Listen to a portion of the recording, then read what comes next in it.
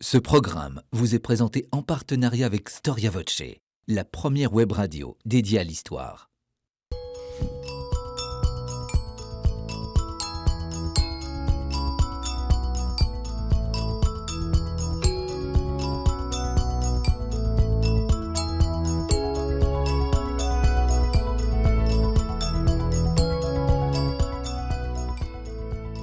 Chers amis, bonjour à toutes et à tous. Je suis très heureux de vous retrouver sur le plateau de votre émission Au risque de l'histoire. Alors, je vous propose aujourd'hui de comprendre un des moments décisifs de l'histoire du christianisme et de répondre à une question qui peut paraître simple. Comment est née la chrétienté ?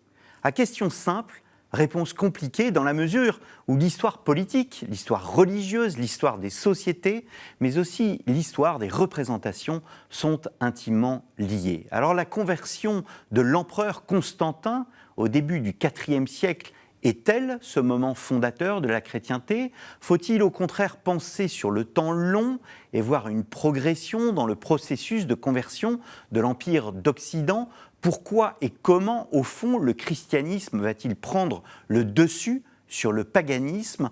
Comment aussi définir les processus de conversion des hommes du 5e et au-delà ? C'est ce que nous allons voir aujourd'hui avec Bruno Judic et Bruno Dumézil. Bruno Judic, bonjour. Bonjour. Merci d'être revenu sur notre plateau. Je vous ai invité il y a plusieurs semaines pour une émission sur Saint-Martin. Saint-Martin, c'est le IVe siècle. Nous restons dans les mêmes eaux. Vous êtes professeur émérite à l'université de Tours, auteur de nombreux ouvrages. Je vais me contenter de citer celui-ci, donc l'Europe, qui est votre dernier ouvrage, l'Europe de Saint-Martin, donc aux éditions Saint-Léger, voilà, qui est le sujet de cette émission que nos téléspectateurs peuvent retrouver sur ktotv.com. Bruno Dumézil, bonjour. Bonjour. Alors, vous revenez aussi, vous, sur notre plateau, puisque je vous ai invité pour votre livre sur Clovis, paru chez Flammarion, si mes souvenirs sont bons. Gallimard, pardon. Je vais me faire taper sur les doigts par les éditions Gallimard. Vous avez publié ce livre, Les racines chrétiennes de l'Europe, conversion et liberté dans les royaumes barbares du 5e au 8e siècle. Il s'agit ni plus ni moins que de votre thèse de doctorat ? Oui, c'était il y a de nombreuses années. Il y a de nombreuses années, mais un ouvrage que l'on trouve encore très facilement aujourd'hui, paru aux éditions Fayard. J'ai oublié de dire que vous étiez professeur à l'université Paris-Sorbonne. Alors je me tourne vers vous, Bruno Dumézil, tout simplement pour une question de définition. Comment définir l'idée de chrétienté? En préparant cette émission, je me suis inspiré d'un livre, La chrétienté dans l'histoire, une notion mouvante. Ce sont des textes réunis par Nicole Lemaitre, parus au Collège des Bernardins. Voilà, comment définir cette notion de chrétienté ? Alors les historiens sont des gens un peu agaçants, ils aiment bien avoir des sources, c'est-à-dire quand même des textes d'époque qui utilisent des mots qui puissent utiliser aujourd'hui des concepts qu'ils puissent employer. Or, la chrétienté, c'est un mot qui n'existe pas vraiment en latin. Christianitas, ça existe, c'est le fait d'être chrétien. Le pape, parfois, appelle quelqu'un Christianitas Vestra, votre majesté chrétienne. C'est le roi ou l'empereur qu'on appelle comme ça. Mais la notion de chrétienté, elle apparaîtra surtout au second millénaire. Alors, c'est plutôt les historiens qui ont tendance à projeter des réalités plus tardives ou plus intuitives sur ce qu'a peut être le début du christianisme. Alors, qu'est-ce que c'est la chrétienté ? D'une certaine façon, c'est le christianisme territorialisé, c'est-à-dire un territoire structuré en État, en Église, qui accueille le christianisme. Donc, pour entrer en chrétienté, il faut évidemment que le christianisme devienne une religion légale dans un espace important, et c'est pour ça que le IVe siècle est un début tentant pour l'époque de la chrétienté, aussi bien en Orient qu'en Occident. Alors, on va revenir sur la légalité. Je me tourne vers vous, Bruno Judic. Vous montrez bien dans votre livre, dès les premières pages, que le mot « Europe » apparaît dans le texte de Sulpice Sévère, et Sulpice Sévère, c'est la référence de la vie martinienne. Est-ce que le mot Europe désigne cette future Christianitas ? Alors, effectivement, le mot Europe est employé par Sulpice Sévère une fois. Il n'y a qu'un seul passage chez Sulpice Sévère, mais enfin, cela dit, l'œuvre de Sulpice Sévère n'est pas immense non plus.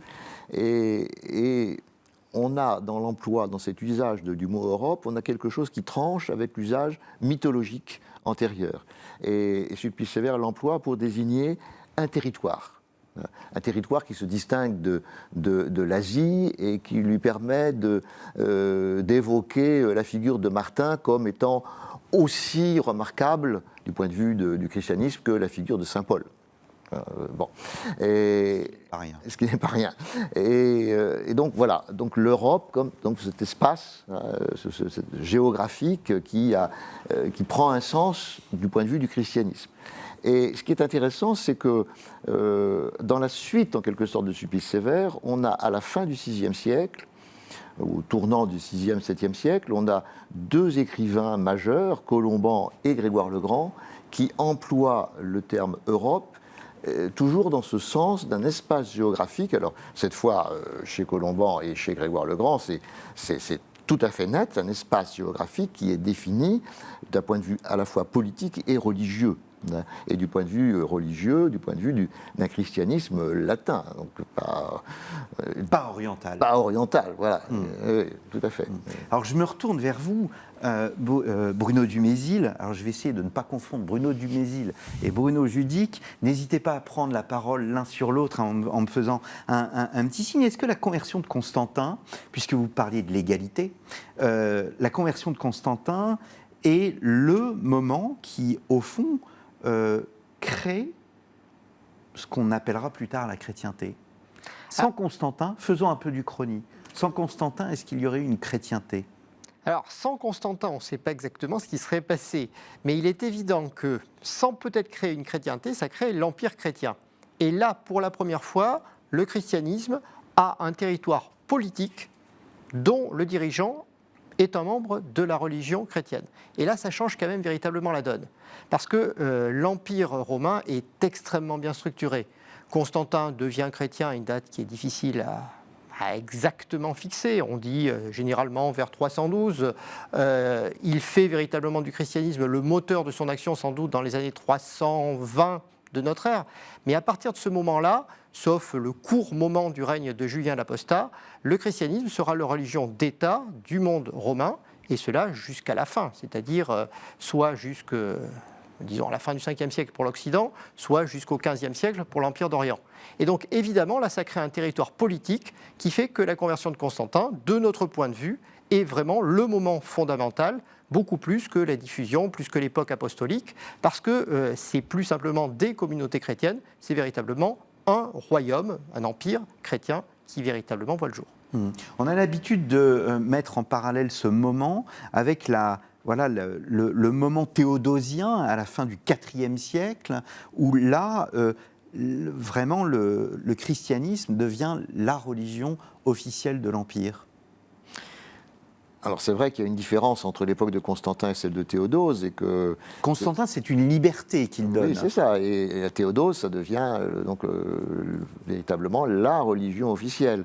Et avec une soumission de l'État à l'Église qui est particulièrement bien représentée par ce thème de la pénitence de Théodose devant saint Ambroise, qui manifesterait justement la supériorité du pouvoir spirituel sur le pouvoir temporel, et un pouvoir spirituel chrétien qui désormais s'impose totalement sur l'ensemble de l'Empire romain.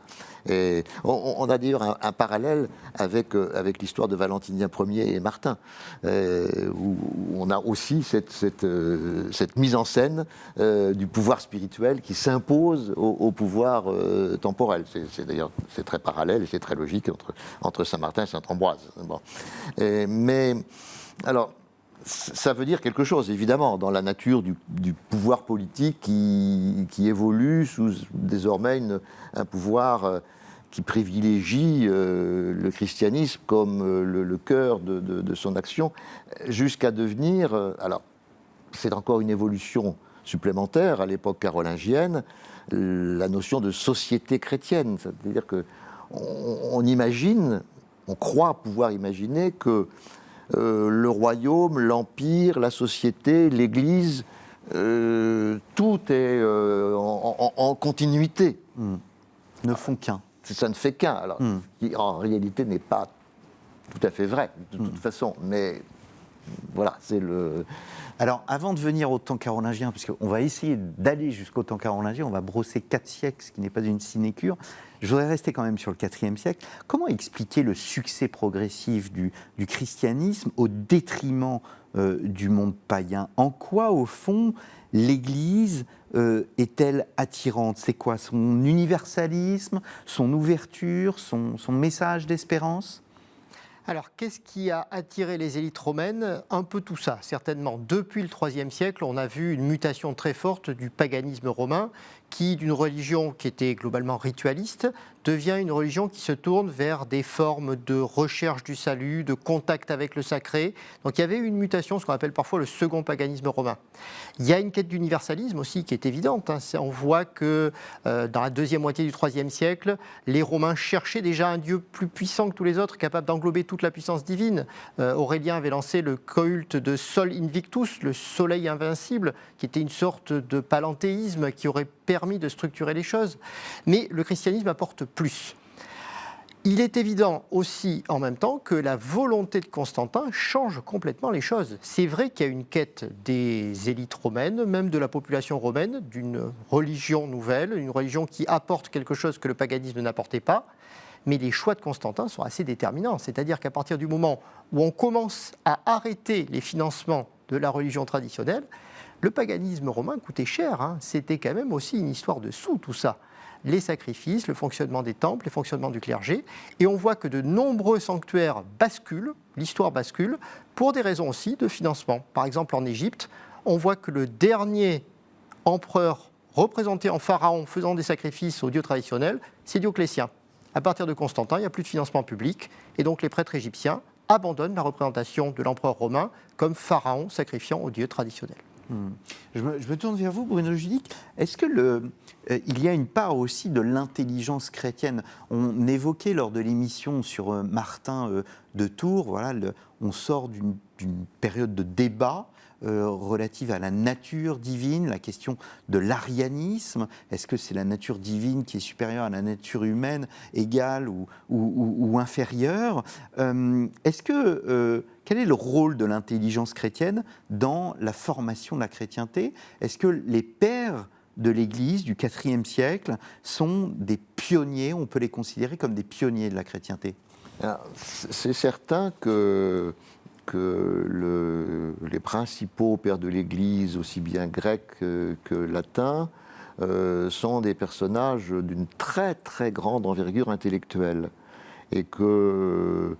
alors d'ailleurs, c'est assez amusant parce que je me demande, si j'ai une réflexion comme ça annexe, je me demande si dans la culture française, on est suffisamment conscient de cette importance justement du fait intellectuel chrétien. C'est-à-dire qu'on connaît bien sûr la culture classique grecque ou latine, évidemment, les grands écrivains latins, etc. Bon.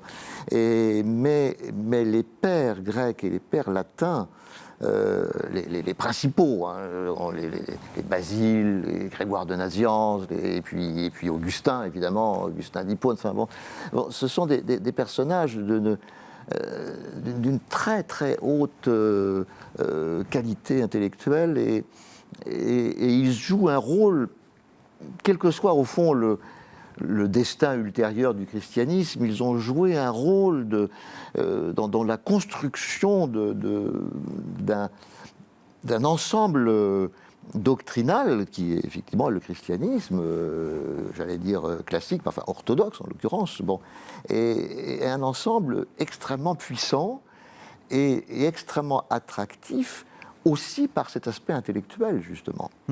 À la charnière du IVe et du Ve siècle, on a Saint Augustin, ce géant. Est-ce que ce géant, dans la Cité de Dieu, envisage la chrétienté? Bruno Dumézil.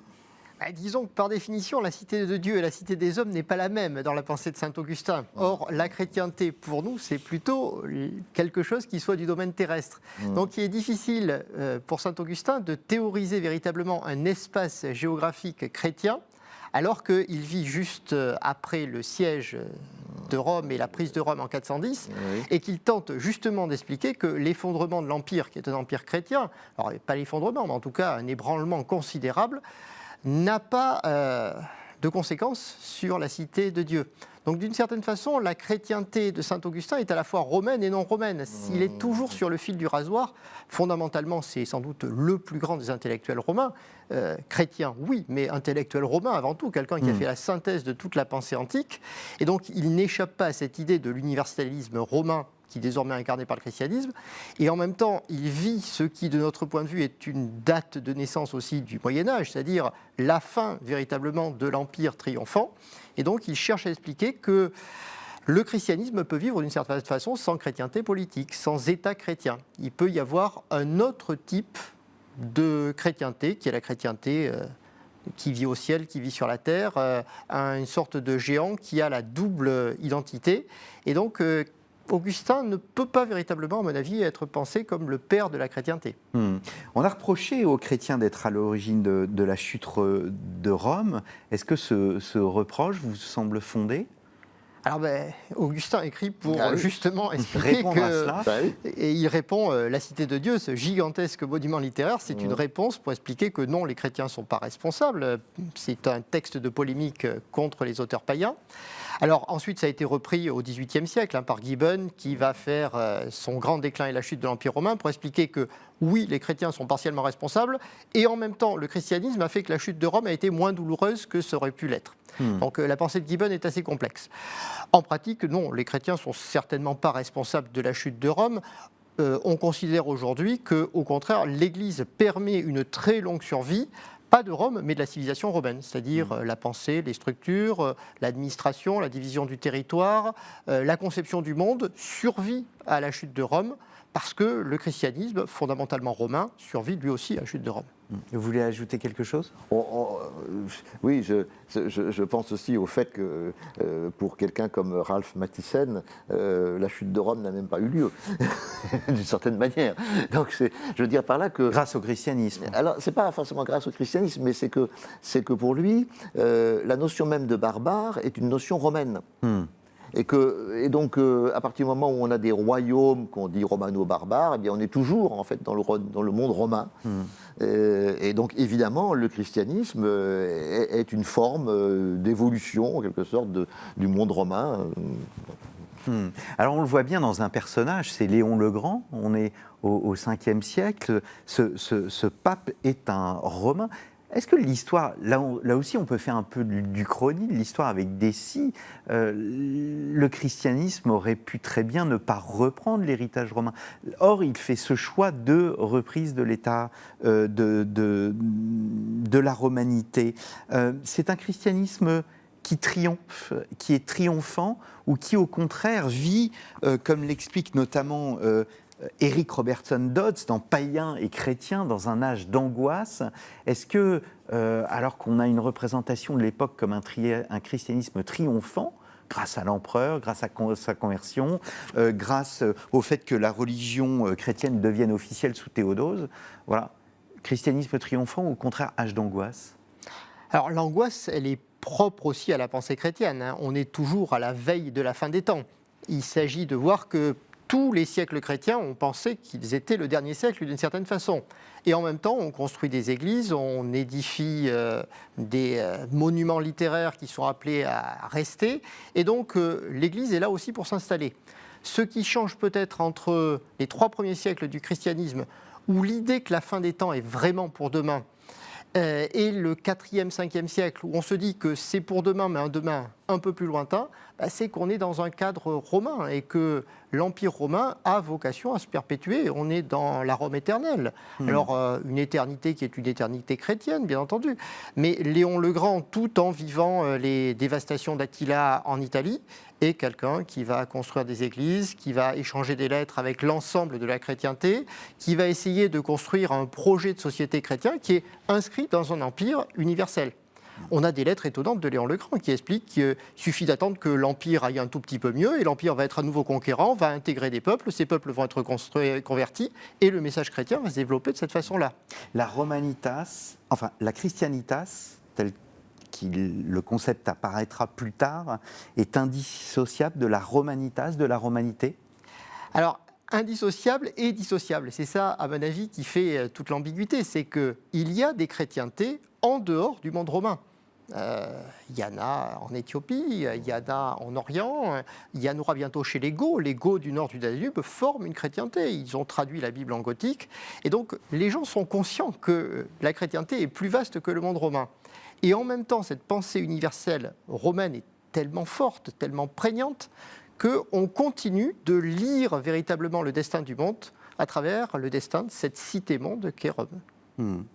Alors, dans son livre « L'Europe est-elle née au Moyen-Âge ?», Jacques Le Goff, le grand Jacques Le Goff, donne une place particulière à Augustin, mais davantage à Grégoire le Grand.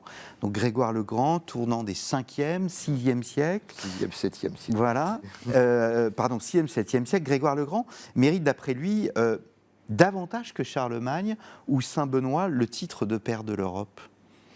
Alors, c'est clair que Grégoire le Grand, ce qui est fascinant chez Grégoire le Grand, c'est qu'il a une production spirituelle extrêmement importante, avec les morales sur Job, etc. Mais il y a aussi une production de lettres, et qui, contrairement à Saint-Augustin, par exemple, des lettres qui sont liées à son action, qui sont uniquement liées d'ailleurs à son action de pape. Donc de dirigeants de l'Église, et des lettres qui sont en même temps des lettres d'administration, enfin, avec une masse d'éléments très concrets de la vie quotidienne ou de l'administration, des relations avec des relations économiques, etc. Donc ça donne un aperçu qu'on ne trouverait pas chez beaucoup d'autres pères de l'Église, dont les écrits, nous sont restés en tout cas, sont beaucoup plus centrés sur des questions spirituelles ou théologiques ou géographiques éventuellement. Donc évidemment, ça donne à Grégoire le Grand, ça donne, disons, aux écrits de Grégoire le Grand la force d'une source, en quelque sorte, sur une source d'histoire véritablement, d'histoire pas seulement religieuse, mais d'histoire politique. Donc on comprend la formule de Jacques Le Goff. Et alors, Grégoire, effectivement, il emploie le terme Europe dans un sens Europe latine, clairement, parce qu'il l'emploie dans le cadre de la polémique avec le patriarche de Constantinople, polémique sur le titre œcuménique. Et il écrit, mais pourquoi passer son temps à se parer d'un titre glorieux, etc., dans la ville royale, à Constantinople, alors que ici, en Europe, nous souffrons les malheurs de la guerre, de la peste, etc.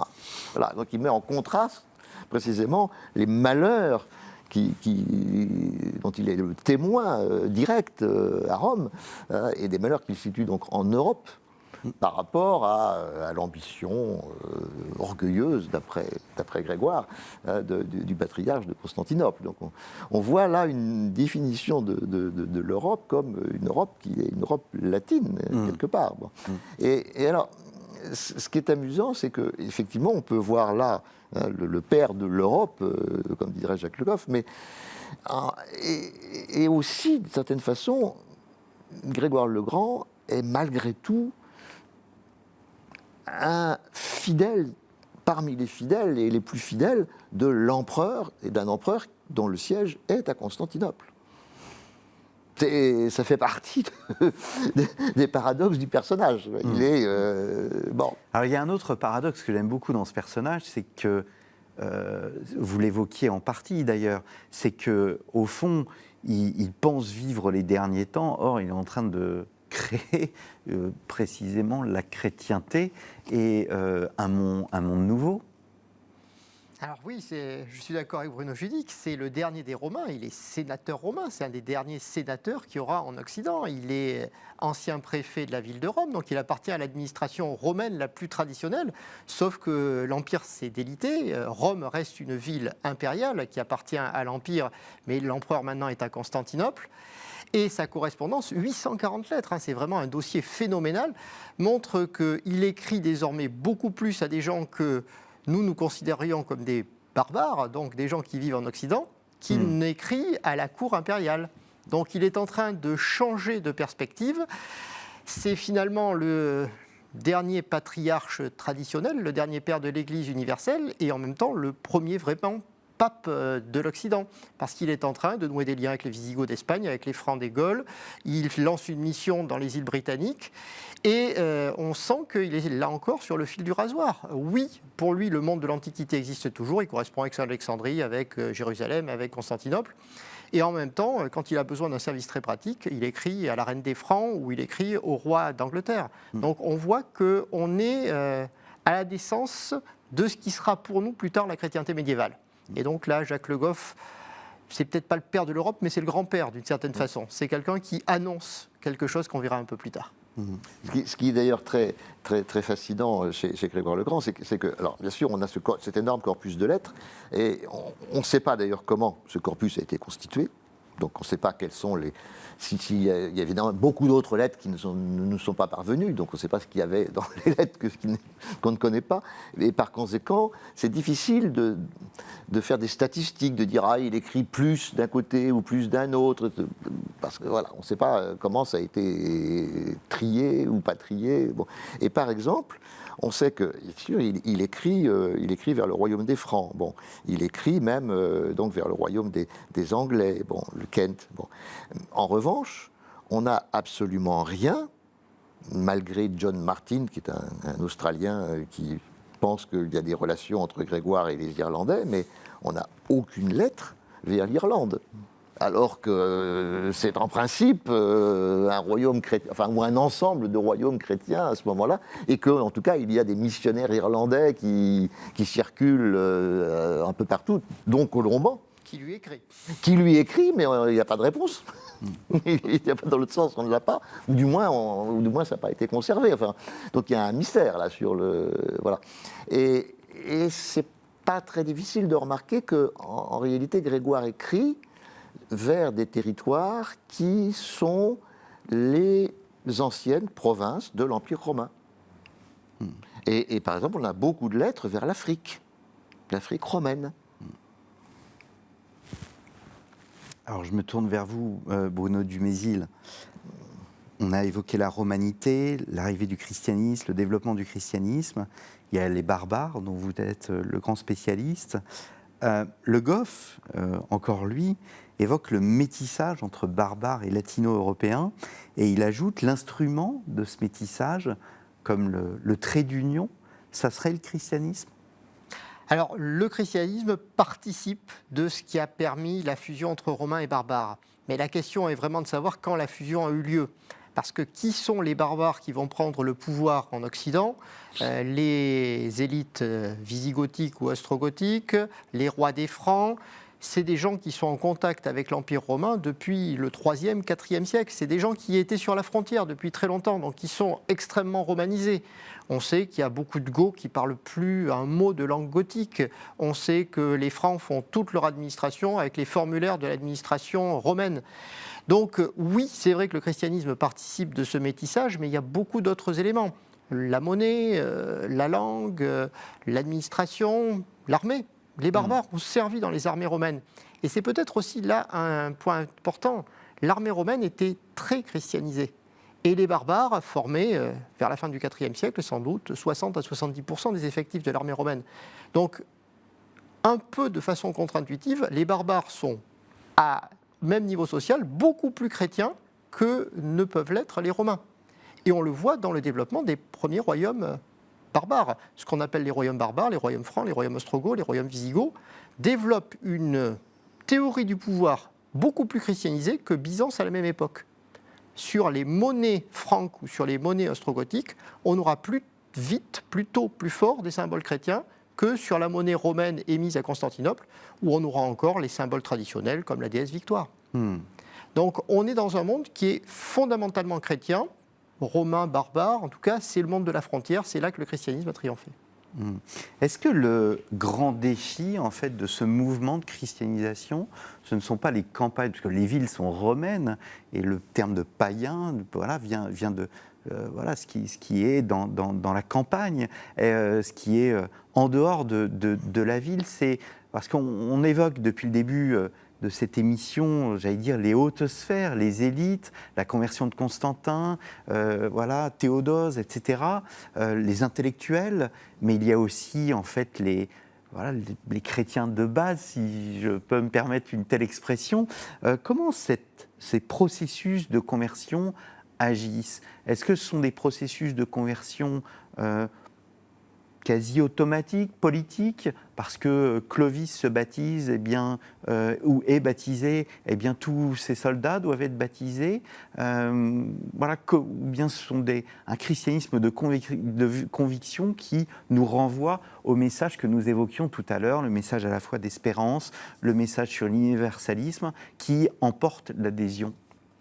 Alors, il est bien difficile de répondre parce que les campagnes, par définition, n'ont pas le droit de citer. Elles produisent peu de textes, elles produisent peu de documentation, même sur le plan archéologique, c'est plus difficile à interpréter. Et donc, on a du mal à savoir comment les campagnes ont été converties. Ce qui est sûr, c'est que c'est relativement rapide quand même, puisque entre le 4e et le 6e siècle, on voit une diffusion presque partout du christianisme. C'est peut-être pas les mêmes processus partout. Par exemple, en Italie, on n'est jamais loin d'une ville. On est dans un monde où les cités sont très rapprochées les unes des autres, et là, on peut imaginer que le clergé urbain, ait un relais assez facile dans les campagnes.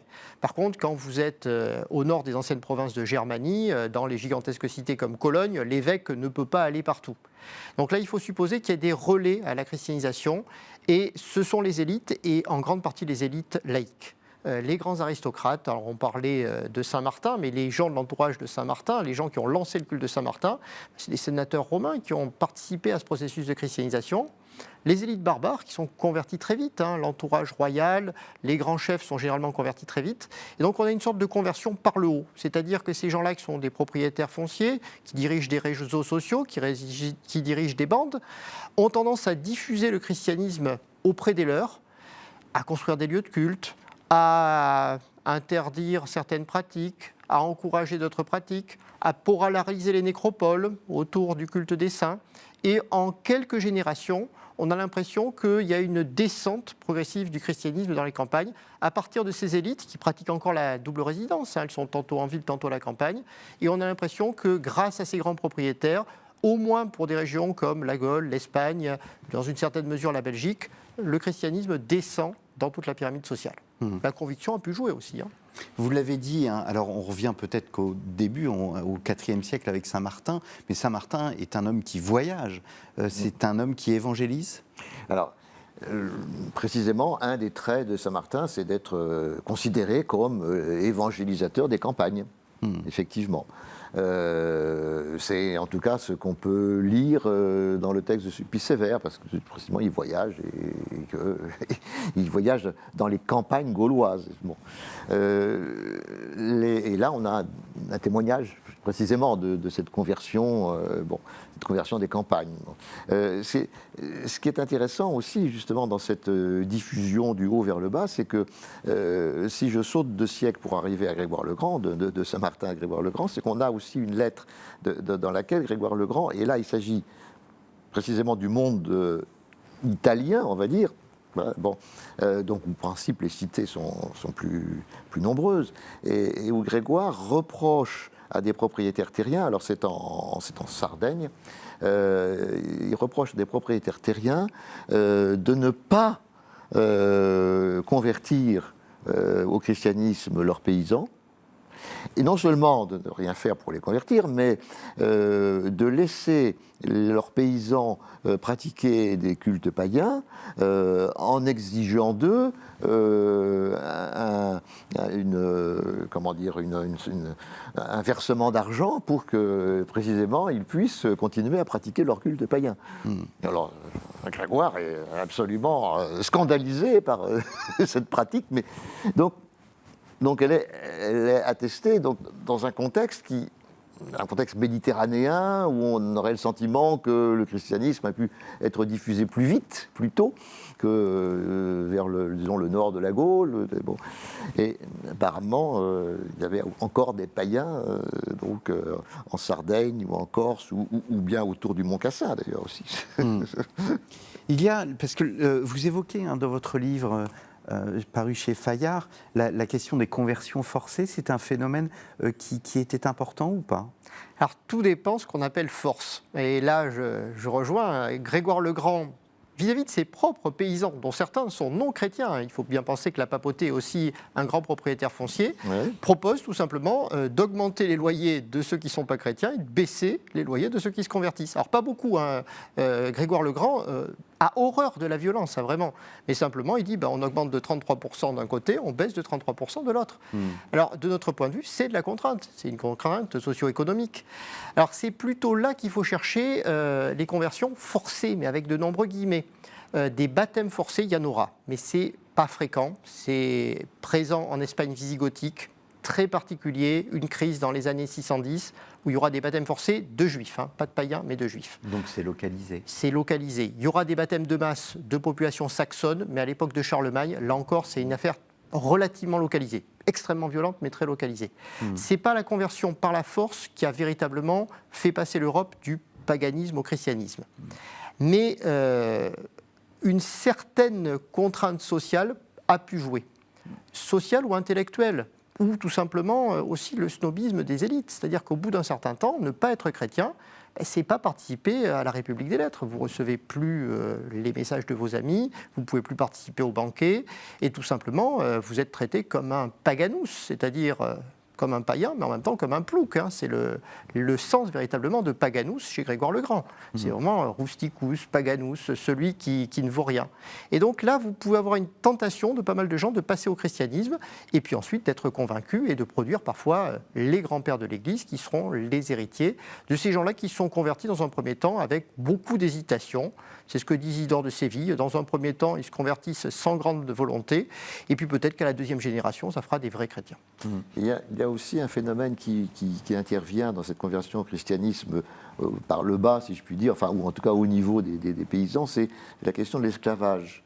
Alors, le christianisme n'a pas fait disparaître l'esclavage, mais il n'empêche que, on le voit chez Grégoire le Grand et on le voit tout au long du Haut Moyen-Âge, être réduit en esclavage, c'est quasiment normal quand il s'agit de païens. À la suite d'une guerre, on fait des prisonniers, ce sont des païens, on les réduit en esclavage. Bon. Ça paraît tout ce qui a fait normal. Si ce sont des chrétiens, alors là, normalement, on ne les réduit pas en esclavage. Et donc, on imagine bien que ce n'est pas toujours vrai, mais enfin, le fait que le christianisme, le fait d'être chrétien n'est pas tout à fait compatible avec le fait d'être esclave, c'est aussi quelque chose qui a pu jouer sur le long terme. Sur le long terme, évidemment, parce qu'on voit bien chez Grégoire le Grand, il y a des esclaves, évidemment, il y en a plein, des esclaves. Mais en même temps, Grégoire envoie des lettres dans lesquelles on voit très bien qu'il considère comme quelque chose de positif le fait d'affranchir des esclaves. Alors il y a eu aussi une autre idée, dans le même domaine, où on a reproché en quelque sorte aux chrétiens de passer du statut de persécuté au statut de persécuteur. Est-ce que c'est une idée que l'on peut retenir ou au contraire il s'agit de la nuancer, puisque je rappelle qu'Horizon de l'Histoire, chers téléspectateurs, est une émission justement qui bouleverse un peu toutes les idées reçues tirées de notre cher 19e siècle et de Michelet entre autres. Alors tout dépend, là encore, ce qu'on appelle persécution. Les chrétiens, au moment de l'Empire chrétien, ne font pas vraiment de persécutions sanglantes. Les persécutions païennes du IIIe siècle ont fait quand même des centaines et des milliers de martyrs. Il n'y a pas à récuser ces phénomènes-là.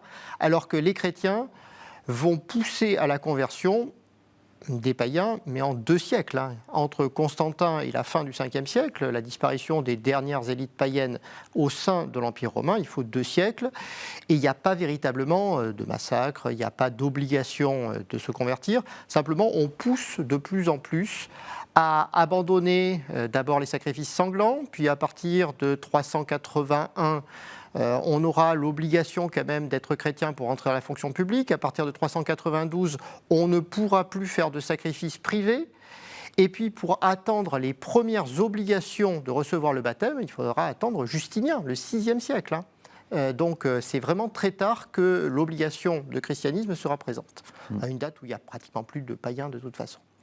Alors par contre, il y aura des moments de tensions interreligieuses. Et oui, là, il va y avoir parfois des tensions violentes contre les Juifs, dans une moindre mesure contre les païens, en Égypte, en Syrie. Il y a des affaires très célèbres qui vont animer la polémique. Hypatie, la synagogue de Kallinicum. Quand des chrétiens détruisent une synagogue, est-ce que la communauté chrétienne doit être obligée de rembourser les frais ? Donc il y a vraiment des épisodes violents, mais il ne faut pas imaginer sans doute une violence permanente. C'est plutôt des épiphénomènes qui vont attirer bien entendu les textes. Et puis ensuite, il faudra attendre la chrétienté médiévale pour avoir les grands phénomènes de persécution. Et là, oui, il y en aura. Mais avant d'arriver dans des phénomènes de conversion de masse, il faut attendre globalement l'époque de Charlemagne, c'est-à-dire finalement très tard par rapport à la conversion des espaces centraux de ce qui était l'ancien monde romain. Je me permets, chers téléspectateurs, de vous renvoyer à l'émission que j'avais enregistrée avec Marie-Françoise Basselez, la regrettée Marie-Françoise Basselez, et Sébastien Morlet sur ce sujet, donc les chrétiens de persécutés à persécuteurs, point d'interrogation. Je reviens dans la politique, je sors de l'évangélisation et de l'évangélisation et de la question de la conversion des peuples. Vous montrez bien dans votre livre qu'il y avait dans le pouvoir politique une volonté d'accroître la cohérence des États, et on accroît entre autres la cohérence des États par la religion unitaire. Oui, c'est une vieille équation romaine qui a été posée sans doute vers le IIIe siècle, justement au moment des persécutions païennes, l'idée qu'il faut obtenir la Pax Deorum, la paix des dieux, la bonne volonté du ciel, et que l'unité religieuse de l'Empire va permettre d'obtenir l'unité des populations autour d'un projet qui soit militaire, qui soit politique, qui soit sociétal. Et cette idée-là est transmise au premier royaume du Moyen-Âge. Donc on voit vraiment qu'il y a une volonté d'unifier des populations très composites. Dans ce qu'on appelle les royaumes romano-barbares, il y a un peu de tout. Il y a des indigènes, il y a des gens qui sont des migrants, il y a des barbares, il y a des romains, il y a beaucoup de barbares différents. Et donc le christianisme permettrait d'offrir une certaine unité. Et on voit certains royaumes, comme l'Espagne visigothique, qui n'a pas vraiment d'unité, où il y a des chrétiens, mais des chrétiens catholiques, des chrétiens ariens, il y a des populations juives, il y a des populations païennes, essayer de trouver son unité autour d'un projet de christianisme unifiant l'ensemble des populations. Alors, ce qui est un peu tragique, c'est que ce sont les peuples qui vont essayer de poser le plus clairement cette équation, l'idée qu'on est véritablement le fidèle d'un roi unique si on a une religion unique qui est le christianisme. Et ce sont ces États qui vont connaître les pires drames politiques et religieux. Parce que vouloir à tout prix unifier, ça veut dire qu'on va chasser les déviants, et en chassant les déviants, on en crée généralement. Donc c'est là que vont réapparaître des hérésies, c'est là qu'on va avoir des véritables drames avec les communautés juives, parce que convertir des païens dont la religion était un peu hésitante, c'est relativement facile. Convertir des communautés juives structurées, ça ne l'est pas du tout. Et donc là, on va vraiment avoir des phénomènes de persécution, pas très nombreux, mais il y aura quand même des phénomènes de persécution. Bruno Judic, vous voulez ajouter quelque chose ? Moi, j'approuve tout à fait ce que vient de dire Bruno Dumézil, et cette question de alors c'est ce que je disais tout à l'heure sur le fait de vouloir unifier le royaume, l'empire, l'État, la société, l'Église, enfin, d'avoir un continuum, et qui est l'idéal carolingien, évidemment. Bon. Et là où ça ne marche pas, en général, c'est effectivement à cause des communautés juives, je veux dire à cause de la présence des communautés juives, qui fait que, évidemment, il n'y a pas d'unification religieuse totale, bien entendu. Et quand je dis à cause, c'est aussi que en réalité, les souverains eux-mêmes Alors, on a le problème des souverains visigothiques du 7e siècle, hein, mais dans le monde carolingien, Louis le Pieux sait très bien qu'il a besoin des communautés juives. Et donc, en fait, il les protège. Il les protège justement contre le principe d'une société chrétienne totale, en quelque sorte. Ce qui sera plus tard le cas aussi, au moment du bas Moyen-Âge. Vous évoquiez le lien entre État et christianisme, et les ressorts de l'étatisation provoquent les mêmes persécutions. On a fait une émission notamment sur la persécution des Juifs à l'époque médiévale, et c'est exactement le même ressort entre État et christianisme. On arrive peu à peu au terme, il nous reste 6 minutes. Est-ce que des pratiques païennes vont subsister en quelques mots ? Oui et non, ça dépend ce que vous appelez une pratique païenne. La pratique païenne la plus dénoncée du VIe siècle, de Césaire d'Arles jusqu'à Grégoire le Grand, c'est le fait de se faire des cadeaux le jour du 1er janvier, qui est considéré par tous les pères de l'Église comme une atrocité parce que c'est un culte rendu à Janus. Or, encore aujourd'hui, il peut arriver de se faire des étrennes le jour du 1er janvier. Donc c'est la lutte la plus désespérée, sans doute, des pères de l'Église, parce que ce n'est sans doute pas de la part des populations envisagées une pratique païenne, c'est une pratique sociale, tout simplement, comme le fait de célébrer quelque chose le jour du 25 décembre, qui était le culte du sol Invictus dans un premier temps, mais ensuite qui a été une pratique simplement festive. Et donc, tout dépend de ce que vous appelez pratique païenne. Il y a beaucoup de grandes luttes qui vont être menées par l'Église du 6e, 7e siècle, qui sont des luttes contre des pratiques qui, de notre point de vue, ne sont pas du tout païennes, mais qui, du point de vue des pères de l'Église tardifs, vont être des subsistances de paganisme. Et puis vous aurez des phénomènes nouveaux, par exemple au 8e siècle. Charlemagne va considérer que l'incinération des défunts est une pratique païenne. Le christianisme n'avait jamais interdit l'incinération des défunts jusque-là. Simplement, c'est une pratique saxonne. Charlemagne considère que les Saxons sont païens, donc l'incinération est une pratique païenne, et donc l'incinération est interdite. Et on voit que cette question-là va demeurer à travers les siècles, et cette trace de paganisme supposé, qui est sans doute erronée, va rester dans une polémique religieuse contre les païens et contre des subsistances païennes dans l'Église. Est-ce qu'on peut dire que la chrétienté trouve son plein accomplissement quand les espaces eux-mêmes changent, quand la ville romaine, avec ses thermes, ses théâtres, son hippodrome, disparaissent au profit d'une ville chrétienne avec la Maison Dieu, pour reprendre l'expression de Dominique Yonaprat que j'avais reçue sur le sujet sur ce plateau? Alors oui, c'est vrai que quand le paysage change, on a l'impression de rentrer en chrétienté. Il y a un bel exemple, par exemple, au milieu du 9e siècle, les premières missions arrivent au Danemark. Et l'enjeu de la mission, ce n'est pas tellement la construction de l'église, c'est le fait d'installer une cloche. Le roi du Danemark, Auric Ier, hésite beaucoup avant d'autoriser les chrétiens à faire sonner leur cloche. Parce qu'il a très bien compris que quand le paysage sonore et le conte du temps devient chrétien, on n'est plus du tout dans un royaume païen. Et que là, ces élites ne sont pas du tout prêtes à accepter ce changement complet du monde. Lorsque le calendrier change, lorsque le dimanche devient jour férié, c'est un enjeu considérable, la transformation du calendrier. Lorsque les normes matrimoniales, qui n'intéressaient pas tant que ça les pères de l'Église, mais lorsqu'elles changent, lorsqu'on interdit le mariage avec la cousine issue de Germain, parce que c'est considéré comme le marqueur de paganisme ou de christianisme. Mais lorsque toutes ces normes sociales changent, oui, là, on rentre vraiment en chrétienté. Et c'est donc très variable selon les temps. Parfois, ça va se faire très vite, parfois, ça va se faire très lentement. Quand ça se fait très vite, généralement, c'est là qu'on aura des véritables crises, parce que d'un moment à un autre, on passe d'un monde païen ou traditionnel à un monde de la chrétienté, sans que les cadres sociaux soient prêts à accepter cette chrétienté. La chrétienté existe quand le profane est totalement absorbé par le sacré, alors que paradoxalement, il y a toujours, et d'ailleurs elle le fait, l'Église le fait, la distinction entre le spirituel et le temporel.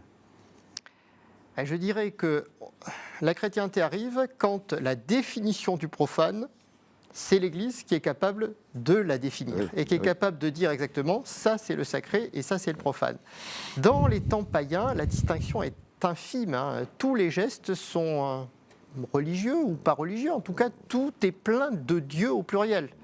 À partir du moment où on est dans le monde du Dieu unique et surtout de l'Église institution, là, il peut y avoir du profane et du sacré. Et dans ces cas-là, évidemment, la définition de ce qui est profane et ce qui est sacré, la capacité à dire qu'il y a une Église et un État, par exemple, tout simplement, ça, c'est le monde de la chrétienté. Mais là, il faudra peut-être attendre.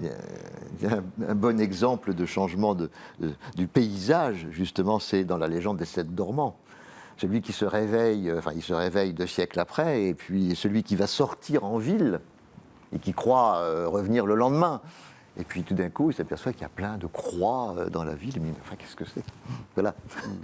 Changement de paysage dans la légende des 7 dormants.